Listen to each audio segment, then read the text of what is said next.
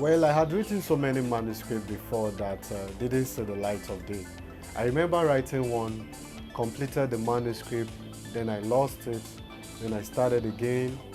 It was on leadership. Then until like 2 years ago, I got this idea to write this book, Why You Must Lead. This was different. It was fresh and was inspired. It was nothing personally I have read or seen before. It was of value. So I said, this is it. We got to do this. Never in that sense. I never had that conviction. Don't get me wrong, it's somewhere in my wish list or goal. You know when you have some goals, but you know there's really no plan.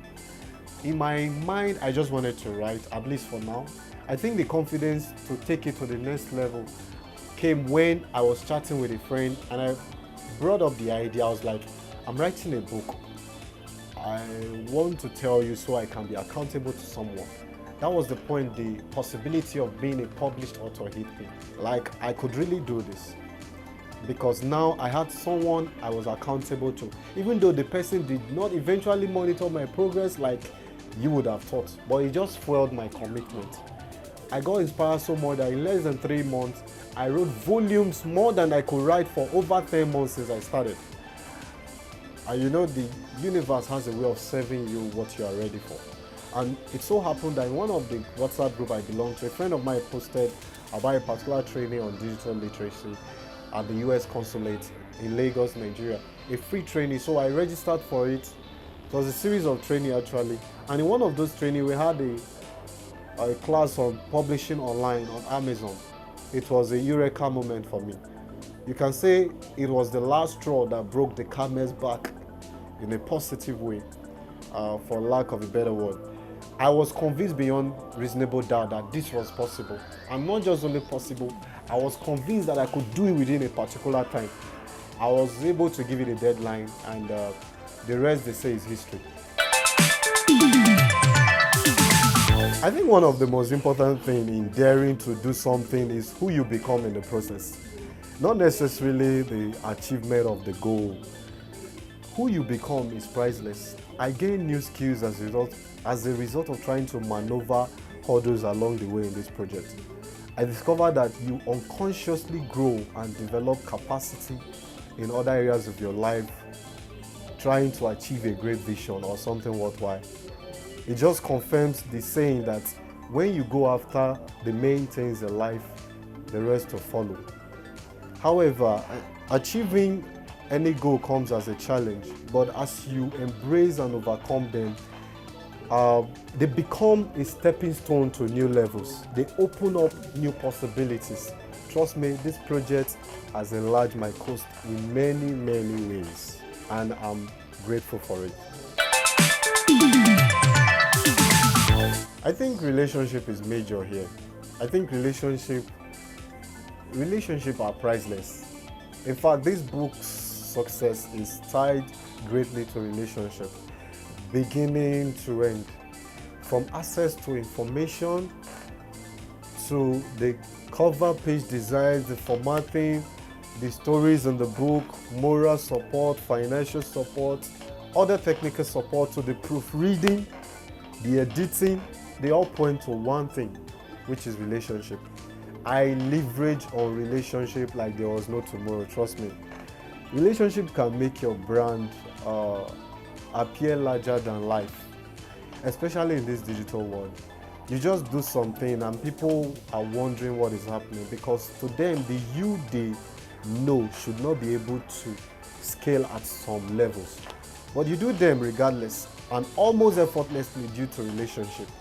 So my major success factor is relationship after God, which is still relationship, you know.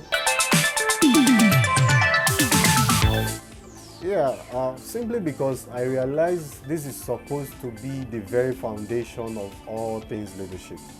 The question of why, but somehow it has ignorantly been ignored or deliberately glossed over. The question of why, like we all know, is the most important question in any equation. But how come no one has asked this question on one of the most critical subjects, which is the subject of leadership. So when the idea came, I was super excited. The joy was out of this world, really. Not because of its uniqueness, but something of real value to people, away from what they've always known. This is because most leadership materials are there are expressions in different tone of what has been constantly re-echoed. Pardon me, this is not to play down on effort of anyone on this subject. I respect those that have come before us. But because it's a fresh perspective, and of course, for so many people out there, I've never actually seen it before. That's why in the book there's little reference to other books, with all sense of humility. In fact, almost no reference, except for the quotes that align with some of the findings in the book. And the major reference you would find in the book were stories of people, other people, the stories in the book, simply because it's a fresh perspective. And I thank God for the inspiration. Truly, I thank God. I did share a couple of my own personal stories in the book, but I try to avoid the book being all about me because I consider my experience not enough to fully express and validate all the findings in the book. So the book is more of stories of people, brands, organizations, and nations that a global audience can relate to and can testify to their leadership prowess. I mean, these are people, organizations, brands, and nations that need no introduction about their leadership endeavor. Yet their stories are very much relatable locally. I mean, stories we can adopt in our own lives. Personally, these are people I look up to, people that inspires me. So it's these people I deliberately focused on so that I can read and be inspired as well. I mean, this book, Why You Must Lead, is one of my favorite books right now. Not just because I wrote it, but because it's full of rich, valid, proven, principled, and authentic content. Through this, I find it difficult to drop it anytime I pick it up. So I'm excited about this. This is not just another business venture. This is real value to humanity. Leadership is the last frontier of humanity. Without it, we will all go extinct. For me, it's really about service. I did not set out to lead.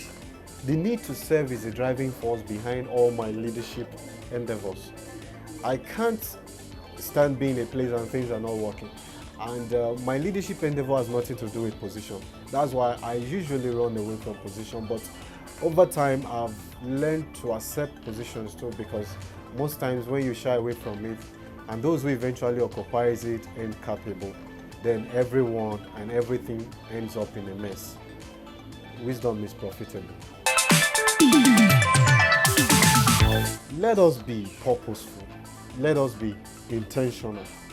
Let us be courageous.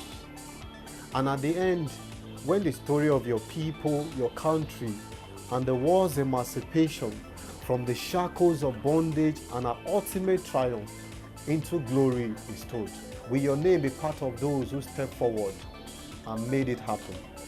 Will your business, your brand, your family, organization, or platform be on the positive side of nation building? That is what leadership is about. Think about this, my fellow citizens of the world. And the good thing is, if you can hear me right now and you're not on the right side of history, you can still retrace your step. It's never too late to do what is right. Let your light shine. Lead.